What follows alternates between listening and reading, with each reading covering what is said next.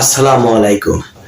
বিশেষ করে আমরা যারা ইলেকট্রনিক্সের কাজ করি তারা সাধারণত যে কাজ করার সময় যে কানেক্টরগুলা চার্জিং পোর্ট রিপেয়ার করি এবং কোন পোর্টটা কোন চার্জিং কানেক্টরটা চার্জিং পোর্টে লাগবে সেটা যদি আমরা আইডেন্টিফাই করি এবং জানতে পারি, আমরা যদি আজকে জেনে নিই এই ভিডিওতে যে কোন কোন পোর্টের জন্য কোন কোন চার্জিং কানেক্টর লাগানো হয়, কানেক্টরগুলা কোন কোন ডিভাইসে ব্যবহার হয়, সেটা যদি আমরা এই ভিডিওতে জেনে নিতে পারি তাহলে কেমন হয় বন্ধু, চলেন জেনে নিই।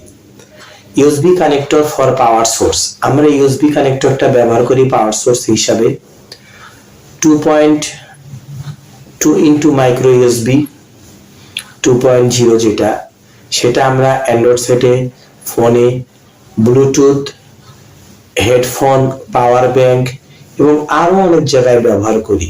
ব্লুটুথ স্পিকারও ব্যবহার করি। এইটা মিনি ইউএসবি যেটা, সেটা আমরা MP4, MP3, ডিজিটাল ক্যামেরা এখানেও ইউজ করি।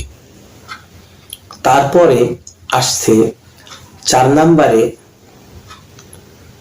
8 পিন লাইটিং ফর, এটা আমরা ব্যবহার করি সাধারণত iPhone 7, 7 plus, 6, 6s plus, 6SE, 5, 5s, 5C, 5, iPod air pro, mini এবং আরো কিছু জায়গায় আমরা এইগুলা ব্যবহার করে থাকি।